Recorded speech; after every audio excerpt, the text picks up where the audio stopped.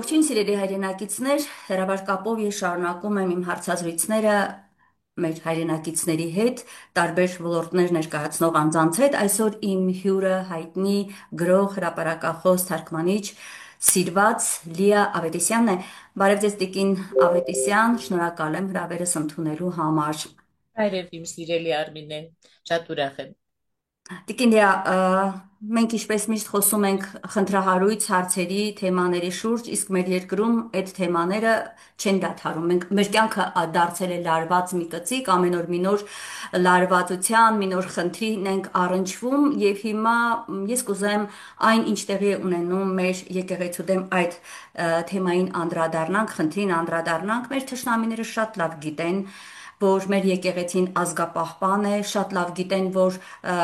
հայ ժողովրդին կուռ պահող, միասնական պահող կառույց է։ Հետևաբար դարերի մեջ էլ միշտ փորձել են հալածել, հարվածել մեր եկեղեցուն եւ հիմա եւս նույն իրողության ականատես ենք, որտեղ շատ լավ գիտեն, խփեցին եկեղեցուն, հանգիստ կարող են ոչնչացնել հայ ժողովրդին։ Եվ ինչպես Նժդեն է ասում, Նժդեի խոսքով պիտի հղումը ստան պիտի Նժդեի խոսքին, այսօր գտել են այդ ներքին տականքի ձեռքով պատերազմ են սկսել մեր արտաքին աշխարհը, դուրսը պատերազմ է սկսել ներքին տականքի ձեռքով մեր սրբության սրբոց Մայր Աթոր Սուրբ Էջմիածնի դեմ։ Ես ուզում եմ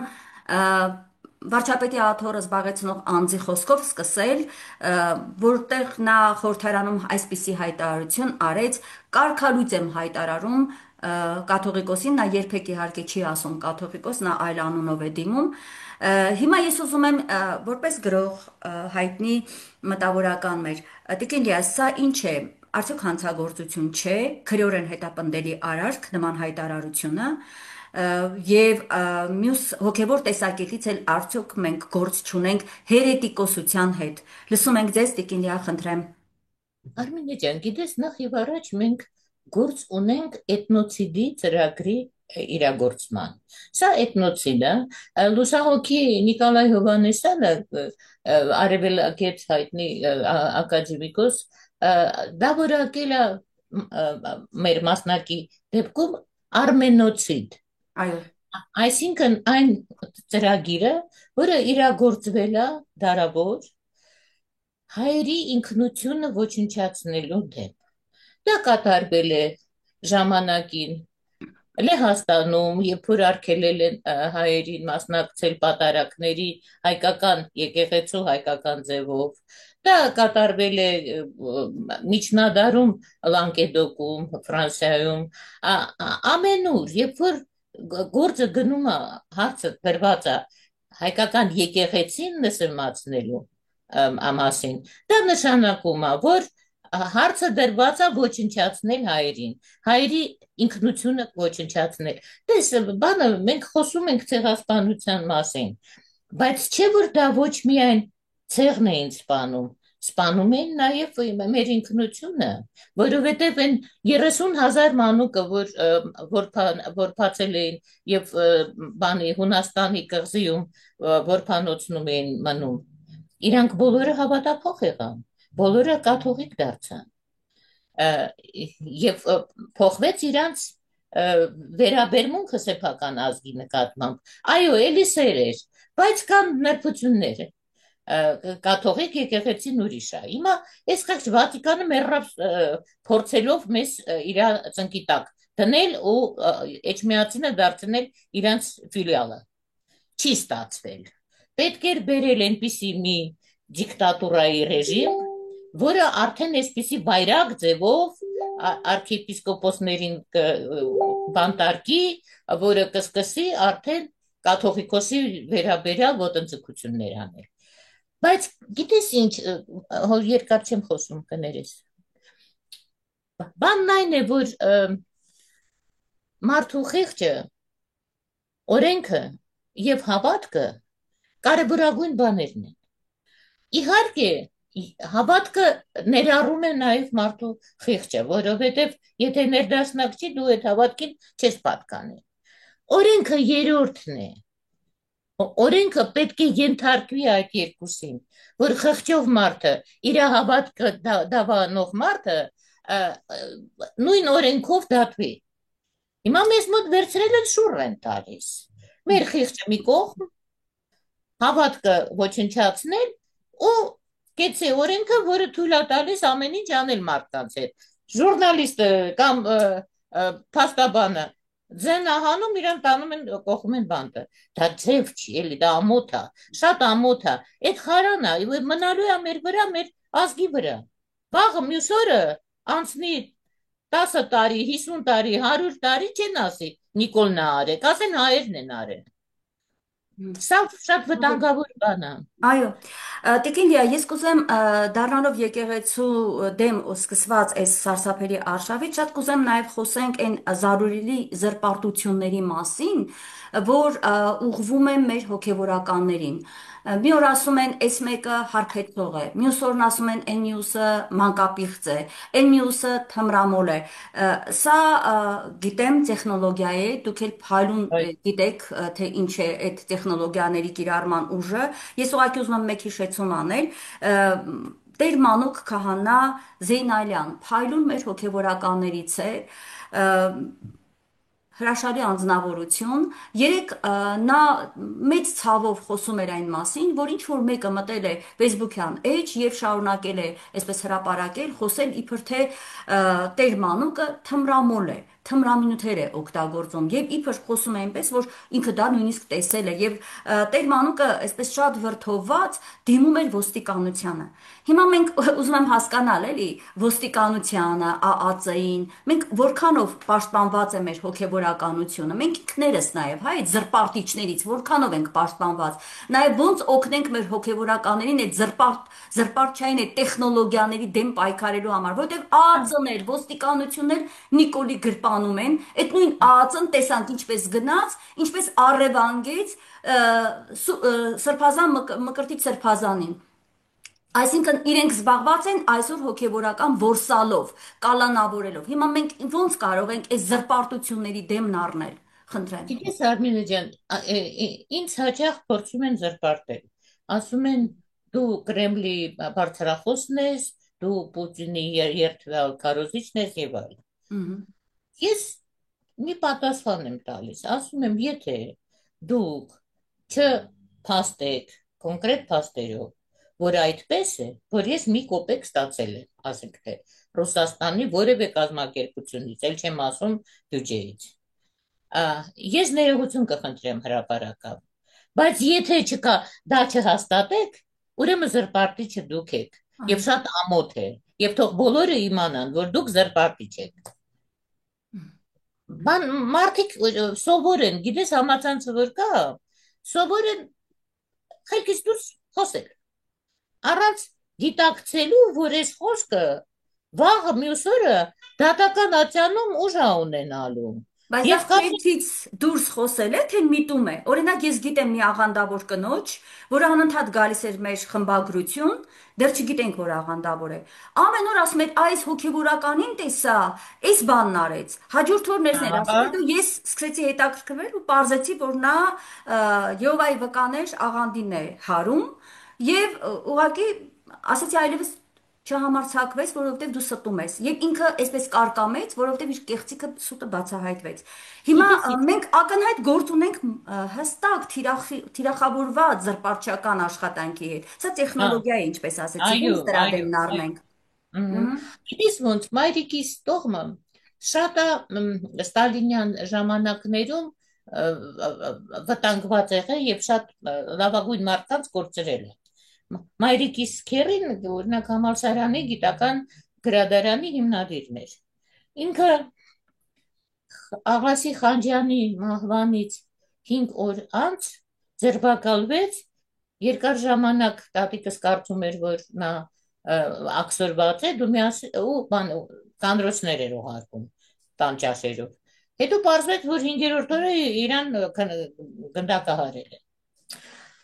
Անցան շատ տարիներ։ Մայրիկս երբ որ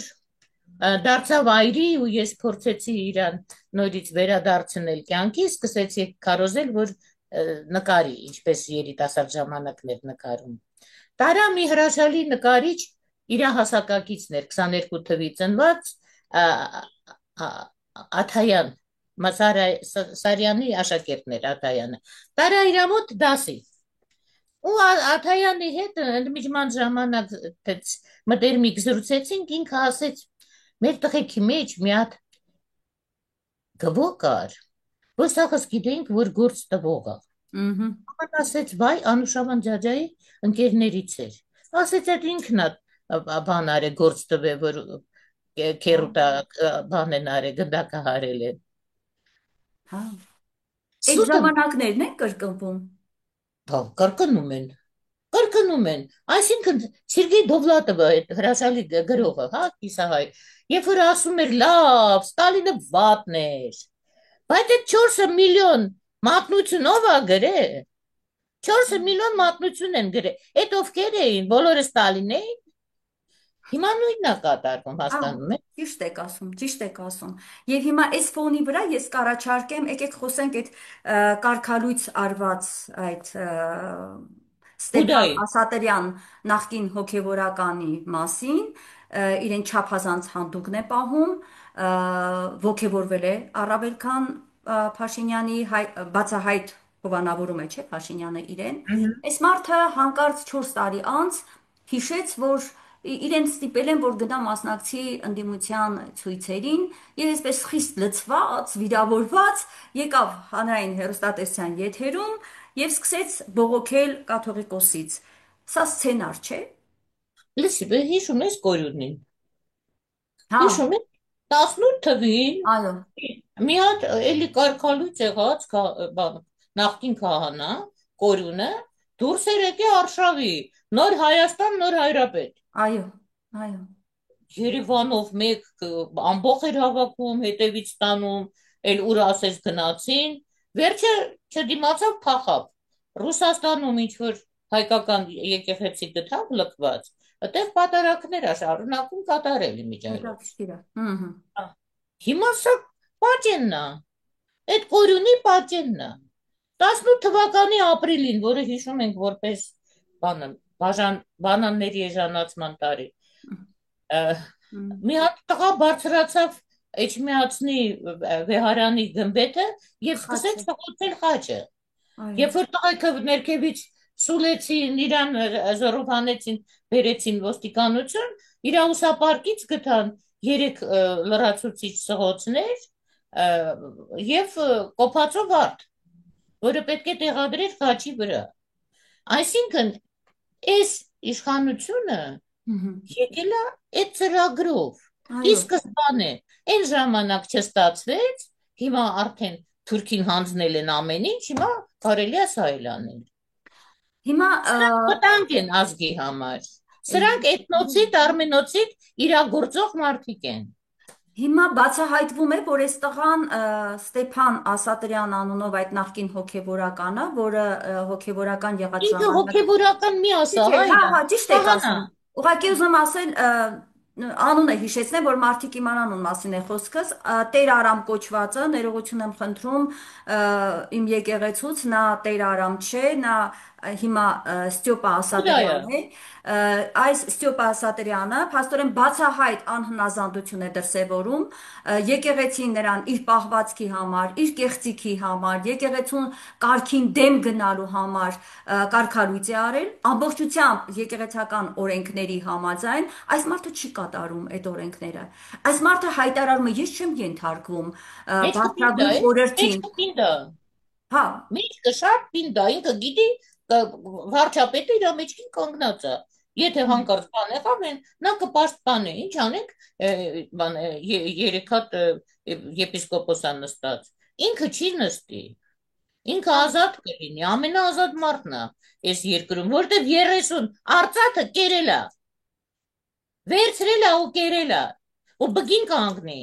դե հիմա ժողովուրդը, որ ասում է հուդա ես, ճիշտ չի ասում։ Հուդան էլ Իհարկե, ո՞նց է լինում։ ինչ եմ ասում 30 արծաթ։ Հենց կհուդանա, բայց հուդայի վերջն էլ գիտենք, չէ՞, հուդայի ծառեր էլ տնկած են Երևանում ահագին։ Մ, Դրա վրա կկախվի։ Դրա վրա կգնա կկախվի ինքնական, որտեվ բաներ կան, որ չի կարելի դրժել։ Այո, Այո, լավ, հիմա բացահայտվում է նաև այն, որ ինքը բավական ակտիվ եւ սերտ կապերի մեջ է Փաշինյանի եւ նրա կնոջ հետ, նրա ընտանիքի հետ, Փաշինյանի այդպես գնալ-գալ կա, ինչպես երեք լրատվականներից մեկն էր գրել, եւ բավական երկար ժամանակ կա այդ կապը, այսինքն տեսեք ինչ է, շատ կարեւոր մի հանգամանքի եմ ուզում անդրադառնանք, այդ ինչպես ասեցի, հա, այդ Նժդեն ասում է ներքին տականքին, դուրսը ներքին տականքին օգտագործում է։ Հիմա Փաշինյանը ինչ տեխնոլոգիայի տիկին Լիա իրականացնում ինքը որպեսզի եկեղեցին քանդի, հենց եկեղեցու ներսի քահանաների, տարբեր հոգևորականների ձեռքով է դա անում։ Ինչպես դուրսը անում է իր միջոցով, մեր երկիրը քանդում է, այնպես ինքը նույն տեխնոլոգիան օգտագործում է եկեղեցու ներսից եկեղեցին քանդելու համար։ Ինչ պիտի անենք այս իրավիճակում։ Դա ամենաիմիջիայլոց սարսափելի տեխնոլոգիան է եւ շատ հեշտ է մտնել, ասենք ընտանիք, ընտանիքի ներսում բարեկամ երևալ ու բարեկամներ ընտանիքի ներսի անձանց միջոցով քանդել այդ ընտանիքը, եթե այսպես կենցաղվարական, հա, դաշտ տեղափոխեմ Մերնեմ մեր օրինակս։ բանահյուսությանը, ասում է գողը տնից որ Ահա, լինի, Եզանը երկիքից կհանեն։ Գող միշտ տաննա փնտրում են գող, եթե չկա բերում են տուն։ Ինքը ձևանում է մոտիկ հարևան, խնամի, չգիտեմ ինչ։ Ու սկսվում է Եզանը երկիքից անելու գործում։ արշավը։ Ու հանում են։ Հային այլ կերպ հնարավոր չի հաղթել։ Մгм. Ռազմի դաշտում հային չես հաղթի։ Պետք է լինի դավադրություն։ Պետք է լինեն նման հուդաներ։ Բանակում, եկեղեցում, պետական ատյաններում, որտեղ է։ Այդ հուդաները անհրաժեշտ գործիք են, որպեսզի հաղթեն հային։ Հիմա այս մարդը գիրակի օրվա համար այդ Ստյոպիկ Ասատրյանը դեմ գնալով եկեղեցու որոշմանը հայտարարել է, որ ինքը պետք է պատարակ անի։ Իդեպ շատ լավ դեպք ասեմ, մի դրական բան մեր ժողովրդի առումով, ինքը պետք է երեք պսակ Ատյանի բուժներ, այո, եւ պսակի այդ հարազատները, հա, Փեսայի հայրը դեմ գնաց, որ ինքը պետք է դա իրականացնի այդ արարողությունը, դա փառք ու պատիվ։ Ես ուղղակի իմ հույսը հենց այդ տեսակ մեր ժողովրդի հենց այո, այդ տեսակի այո, վրա է։ այո, ճիշտ է, շատ Հիմա ճիշտ է։ տիկին Լիա, Կիրակի օրը Սյոպիկ Ասատրյան անձը պատարագ է համարձակվելու բարձրանալ խորան, ինչի իրեն չի թույլատրվում։ Որերորդ անգամ հոգևորականներն ասում են, որ դու իրավունք չունես բարձրանալու Սուրբ օրան, որովհետև դու կարգալույծ ես։ Բայց գյուղում գտել է ինչ-որ մի քանի համախոների, խոսակցություն կա, որ իշխանությունը այդ մարդկանց բաներ է խոստացել։ Օրինակ, Իհարկե։ կարկուտի դեմ պայքարի միջոց է խոստացել։ Դե գյուղացի մարդ են, իրենց համար դա շատ լավ է։ Դե ես իհարկե դա չեմ կարողանում որևէ Այդ կերպ կարկուտը հասկանալ։ իրաց գլխին կխփի, բերքին չի խփի, իրաց գլխին կխփի։ Բան կա, որ չի կարելի էլի վաճառվել։ Դե հիմա պատարակ է անելու։ Հա, Հիմա այս, այսինքն նպատակը որն է։ Սրա խորքային նպատակն եմ ուզում հասկանալ։ ոնց դե Փաշինյանը կիսում է կաթողիկոսությունը հայոց, հա, ինչ որ Ուկրաինայում է, հա, մեր այո, եկեղեցին այո։ երկու մասի է բաժանում։ Իդես Ամերիկան, նու արևմուտքը, ը, իրանց փողը շատ է, իրանք է տպում, բայց իրանք խնայողաբար են վերաբերվում։ Մի սցենար գրում են, տարածում են մի քանի երկրով մեկ։ Ոնց որ Վրաստանի այդ վարդերի հեղափոխությունը որ եղավ, մեկ էլ թռուցիկներ ստացան արաբերեն գրած։ Հիմա Ամերիկայում շատ են հասկանում, որ նա արաբերենը, որը վրացերենը։ Եգիպտոսի համար տպած թռուցիկները ուղարկել են Վրաստան։ Սցենարը նույնն է, ուղղակի տարբեր երկրներում անուններ են փոխում։ Հիմա մեզ մոտ էլ դա անում են իհարկե Ուկրաինայում փորձարկված բանով, բայց Ուկրաինան բազմազգ երկիր է։ Մենք այդպես չենք։ Մեր եզդի եղբայրները, մեր ռուս եղբայրները մալական, հա, իրանք երբեք հայի դեմ չեն գնացել ու չեն գնա։ Դա այդպես որ մեզ մոտ սա այս նոմերը չի անցնի կոպիտ ասած։ Չի ստացվելու։ Կարծում Չի եք, ստաց։ օրինակ սպառնացել է 10,000 մարդ եմ հավաքելու, այդ Ստյոպիկ Ասատրյանի խոսքն եմ ասում, 10,000 Ալաթար է, մարդ։ սուտ է ասում։ Հիմա մեկը ելներ ասեր սուտի բանը վկա, Մ, Սուտ ասում, ո՞ր դե 10,000 հավատական չկա Հայաստանով մեկ։ որ լեռնել բարձրանաս, որ խորշնել իջնես, չկա։ Բայց տիկինյա, մենք ունենք մի լուրջ խնդիր, չէ՞, մեր ժողովուրդը, ասենք, գումար վերցնելով գնալ ընտրելու այս հոգեբանությունն ունի, գումար վերցնել գնալ Դա այս մեր ժողովուրդը գործողությունն չի, անել։ դա դեմոկրատիայի ապուշությունն է, որովհետև դեմոկրատիան սուտ գաղափար է, երբ որ քո ձայնը եւ մի հատ անգրագետ հարբեցողի ձայնը նույն ուժը ունի, դա սխալ է ջանս։ Դա շատ սխալ է, դեմոկրատիան դրա համար է հանարած, որ միջին թվաբանականով բերեն հասցնեն իրանց ուզածին։ Այն ժամանակ, բանի կովիդի ժամանակ Ամերիկայում քանի ծերանոց դատարկեցին, տարան սարցարաններով այդ բիձեքին տարան գցեցին փոսը։ Ինչի որ իրանց ձայները օգտագործեին։ Մհմ, Իրանց մոտ հետաքրիր բաներ կատարվում են, էլի։ Հիմա մհմ, ստեղ չի ստացվի, չի ստացվի։ Մեր գիտես ինչ, մեր հավատքը շատ հզոր է։ Ուղղակի կա ուրիշ բան։ Այ վերջերս բան ուսումնասիրում էի Աղայանի գրի առնված Անահիտ հեքիաթը։ Բաներ կան, որ մենք խաբար չենք։ Երբ որ Վաճագանը շենականի շորերով գնում է Պերոշ քաղաքը, քաղաքը բանը կռապաշտների քաղաքը։ Մեջները կան քրիստոնյաներ, բայց քիչ են շատ։ Հետո երբ որ այդ խարդավանքները պարզվում են, երբ որ Անահիտը գալիս է ազատում Ավաչագանին պատանտությունից ու Մեհյանից բերում հանում են մարդկանց լեշերը, որտեղ մարդ էին ուտում այդտեղ։ Ժողովուրդը սարսափած, չգիտեմ ժողովուրդը, որ ինքը կռապաշտ է եւ կռապաշտությունը դայել է ենթադրում։ Ժողովուրդը սարսափած ասում է մկրտություն, մկրտություն, մկրտություն ենք ուզում։ Եվ հեքիաթը ավարտվում է նրանով, որ գնում են իրաց քուրի մեջ մկրտում են։ մհմ, Սա շատ կարևոր է։ Գիտես, մարդիկ ասենք թե որևէ աղանդի անդամ են դառնում, չգիտակցելով, թե դրա հետևը ինչ կա թաքնված։ այո, Նորմալ հայ մարդիկ են։ Ասենք թե մի հատ կին կառուցել է եկեղեցի։ Բանի գյուղի ժողովրդին համախմբել է, կառուցել է, արաբերեն արտասանել է, մարդիկ ասել են, վայ, էս սուրբ է, հետո մահացել է ինքը։ Սեփականությունը հողի Իրանն է։ Էջմիածնին չեն տալիս այդ եկեղեցին։ Ու շատ դժգոհ է ժողովուրդը, որ էջմիածինը չի թողնում, որ մարդ չի ուղարկում քահանա, որ պատարակ անեն։ Իրանք են անում։ Ինքնագործունեությունն է այդտեղի պատարակը։ Բայց իրանք չգիտեն, թե դրա հետևը ինչ կա։ Իրանք չգիտեն, որ իրանք աղանդ են։ Իրանք կարծում են, իրանք մեր հայոց Սուրբ եկեղեցու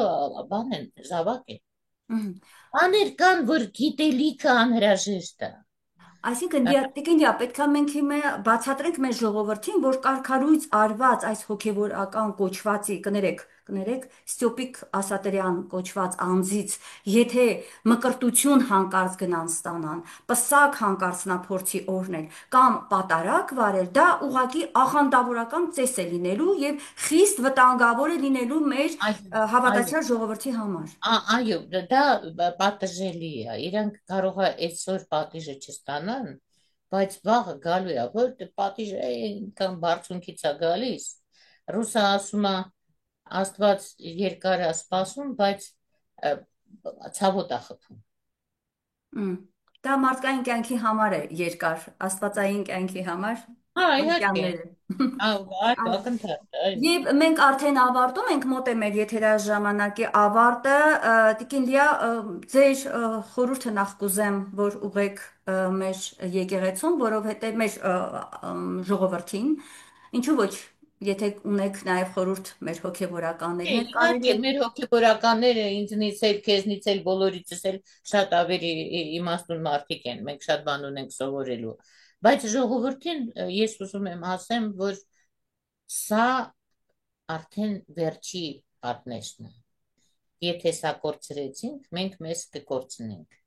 որովհետև Արարատը կջնջեն, Մեսրոպ Մաշտոց կջնջեն, ամեն ինչ կանեն, բայց երբ որ եկեղեցին դարձնեն աղանդ,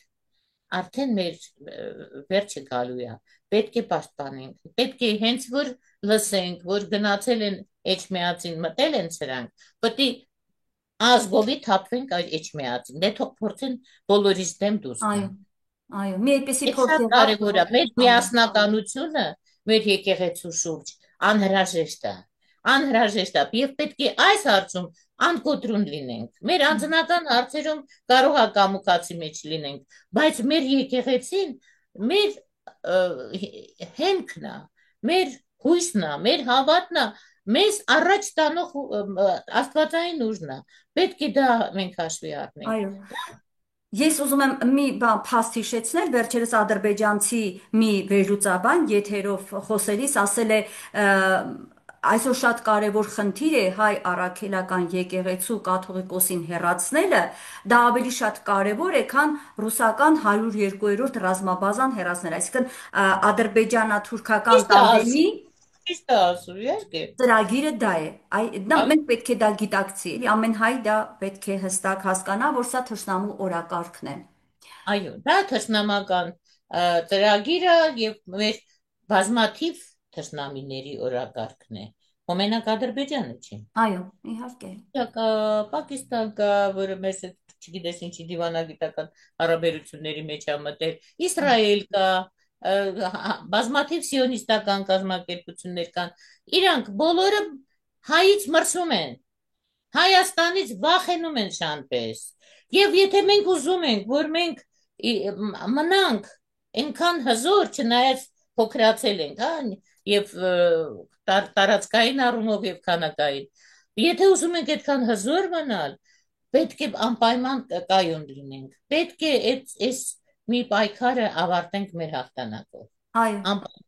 սա Դա սարդարապատ է։ գիտես շատ ոգևորիչ բան կլինի, երբ որ հաղթենք։ Այո, այո, նոր վերածնունդ կարող է լինել եւ իսկապես այս Այո, պարտություններից հետո կարող է լույս այո, բացվել մեր առաջ։ այո, Շնորհակալ եմ Տիկին Լիա, ինչպես միշտ ձեր խոսքը լսելու, ձեր խորհուրդները շատ կարևոր են եւ ես ձեզ ուզում եմ նաեւ փոխանցել իմ հերոստատիտողի դրսում անգամ պատահաբար հանդիպում եմ մարդկանց, ովքեր հետևել են մեր հաղորդումներին եւ շնորհակալություն են իմ միջոցով փոխանցում ձեզ։ Շնորհակալ եմ ձեզանից, ձեզ բոլորի ապրիլ, շատ սիրում ապրիլ։ եմ։ Շնորհակալություն։ Վերհիշեցնեմ իմ հեռուստադիտողներին, որ հեռավար կապով ես զրուցում եի գրող հրապարակախոս թարգմանիչ մեր շատ սիրելի հարգելի Լիա Ավետիսյանի հետ։ Լավ եղեք, կհանդիպենք։